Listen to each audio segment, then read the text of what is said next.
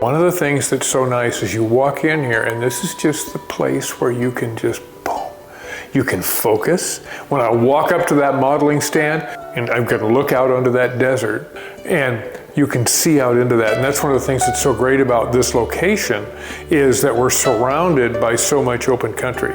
So we can horseback everywhere. So you're always reminded about your subject.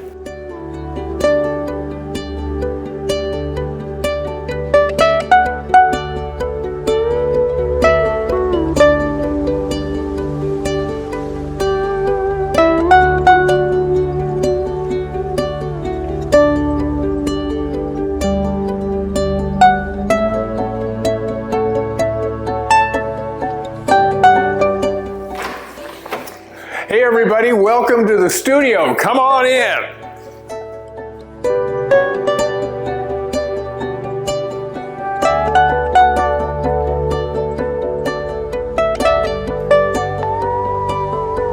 Well, you're here at the studio and you can see, we're gonna take you around the studio and give you a view so you can kind of see how it's laid out. And this side of the studio is laid out in a gallery, as a gallery, so everybody can come in and see the finished pieces and have them presented. So we've lit everything kind of that way. And you can see we've got the sculpture all on the pedestals.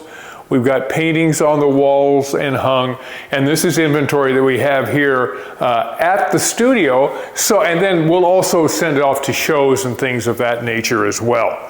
But you can see we've got everything presented so that people, when they come in, they're able to look at the pieces.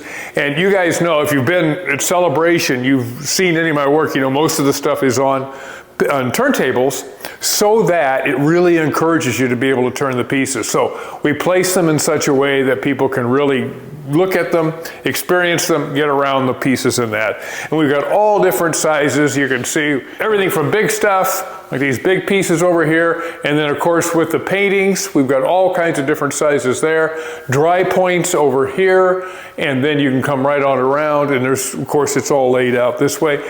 This particular area is frame storage right now because we got to have somewhere to put those big frames. And so this is where we keep them. And there's panels here. So this gives you an idea of some of the things I'll be working on. The biggest panel this year I have anyway currently is 4 foot by 4 foot square. This one is a 5 foot by 30 inch. So it's 30 by 60. And then if you come on over here, this is kind of the area where I work in.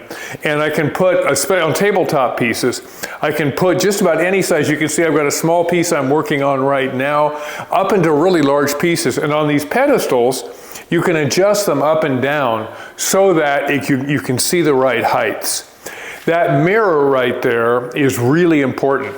Because if it's not right in that mirror, and if you know, again, at Celebration, you'll notice where I work, there's always a mirror behind me. I've got to read the piece in that mirror, and there's a light that's coming down, and you can see it crossing across the piece. So as you go around it, see the shadows it creates? You can study it in the mirror, and then study it here, so that you know if it's right or not. So that's really an important component. And then as you come around, you can see I always keep this horse skull here, and then this guy always has his wall rag on because sometimes you get cold standing there, you know. So this is a figure model with, that has some of the muscles and stuff, and so I can use it for reference. And the same holds true with the skull, it's a great referent.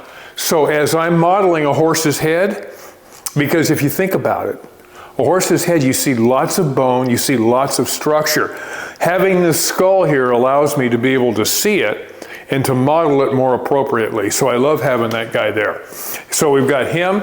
I've got a pedestal here, and if you came to the show this year, you would have seen these guys. I just had them roughed in. I haven't done much with them because I've been working on other things. This is a reference book that I use. I'm working on a cowgirl piece now, think 1910.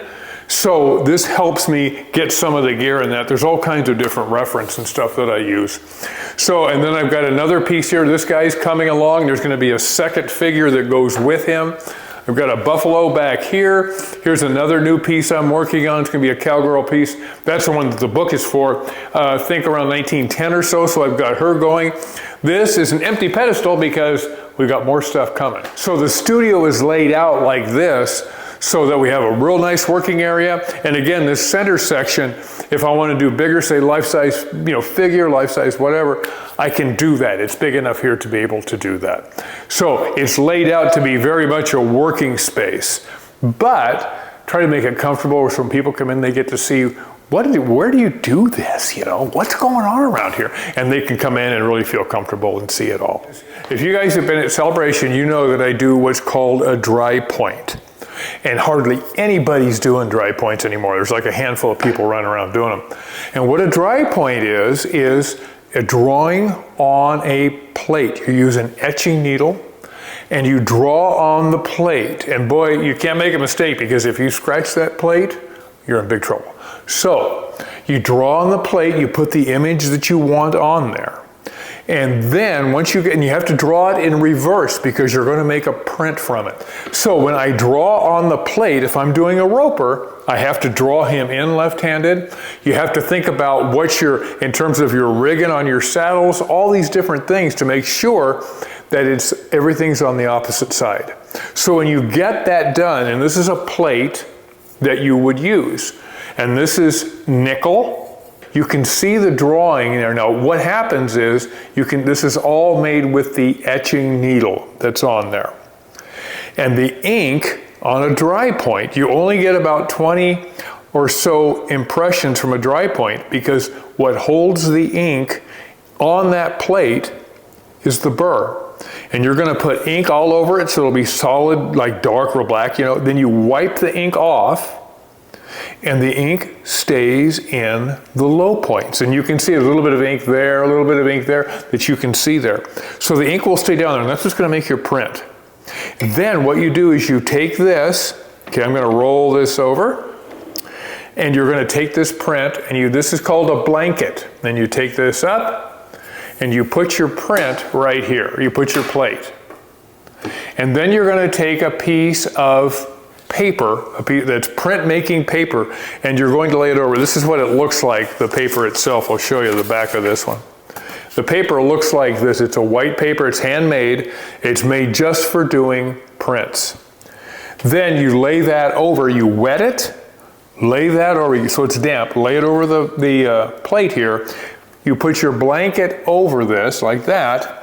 And then you take this and you're going to run it through the plate. So it's going to run through just like we're talking about. When you get to the other side, you roll up the blanket, and there is your piece of paper. You peel it back, and there you've got the print. So you've gone through, it takes quite a little while to be able to ink it, to get all this stuff right. And your temperature, your moisture level on the paper needs to be just right, or else the ink will spread and the print won't be any good. So you have to think about, well, how damp is the paper? And if it's too damp when you wet it, then you have to let it set for a little bit and come back. So there's a lot of nuance to it. When you peel that up, you'll be laying like this, okay? And you don't know what you have until you peel up the paper. So you go, whoop, you peel it up, and there's your print. And so this is what a print, now I've already signed this one, but this is what it looks like when you take it off of the press. And you can see each one of the dry points on, some of them I did one of them, I only did 10 of, but each one is signed. This is the number 5, there's only 20 of them. There's the title, and then I sign each one. And what's remarkable to me, not only because it's so rare to even find something like this, but they're so different. And you can get that plate looking, you think it looks just like the other ones, you make the print and it's different. Each one is unique. So it's really a neat medium because every print is unique. So when you see it, you're getting the only one that's going to look like that out of that 20. It'll be the same image, but in terms of lights and darks, in terms of how the line quality shows, for all these different things, they're very unique.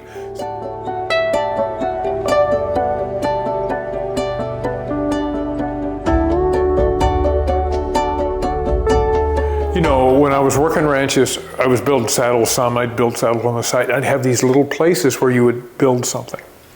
And so I'd have a little saddle shop and, sell what you could. When we got into the art, you were like literally in a corner of a bedroom or whatever you could use, that's where you would work. And so as the years go by and you progress, and you think, boy, my ideal would be XYZ. But where we are now is greater than anything I ever dreamed about. And it's the Lord going before you, and it's such a blessing. When I walk in here, I remember His hand was on me. That's why we're here. And He's guided every step. And so it makes me feel very blessed and very grateful. And the people that you meet is a big component. When they come in here, I want them to feel like, man, this is just to be part of what has happened here and what's going on, and really make relationships. So there's so many components of it, and it's a place where that can happen. And it's similar, down in Celebration, when you have 10 weeks, 7 days a week you're there. You build those relationships. And so when people come out here, you have a chance to retouch with those relationships, or if they've never been at Celebrations or never been here, they're walking into a space where they can just have an experience and say, so this is what it's like to be in an artist studio.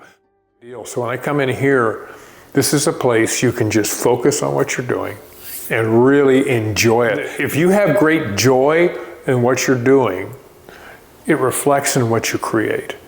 And so this is a really great space for that. And so you can just, okay, you can get right to it.